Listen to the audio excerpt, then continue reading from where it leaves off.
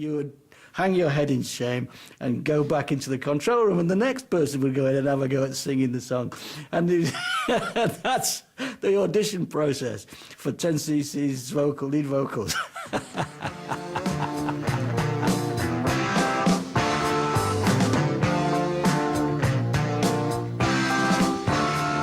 the Wall Street shuffle, hear the money rustle, watch the greenbacks tumble, feel the sterling crumble.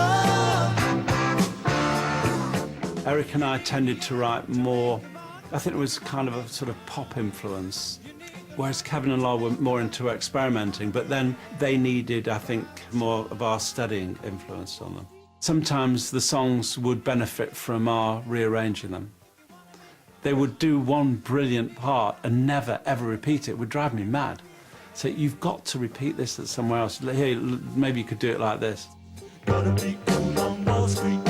There's something that you get a certain extent with the Beatles as well. You get those different voices and those different ideas coming through. But with 10cc, it was that kind of slightly cut and pasty feel to their albums and even to their songs. Is in many ways quite ahead of its time. You get that quite a lot in modern pop songs nowadays. You're just noticing like shifts of mood really quickly, and there are certain modern songwriters who've taken a lot from that. Oh, Howard Hughes.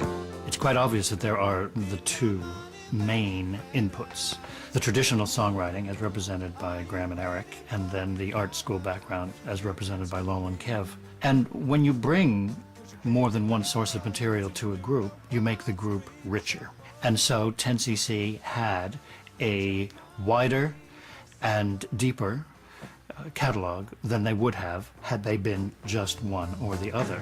You buy the sell, you read the deal, but you're living on instinct. You get a tip, you follow it, and you make a big killing. To me, if there was one album that epitomises 10cc, it's Sheet Music. We've got lots of very, very good reviews for that album. And I think, rightly so, he said modestly. After Sheet Music, which was a big seller, we had hits, big hits. Worldwide, we were getting bigger sales. We were stone broke. 10cc were skint because our contract was paying us 4%. I called Jonathan King. I said, Jonathan, we've been with you 3 years now. We've got 2 years to run on our contract. 4%, I'm sorry, we can't survive on it. We're skint. And it's Parliament on the Soul Train with a groove that sure enough makes you want to move real smooth. It's called Aqua Boogie. Do the Wall Street shuffle.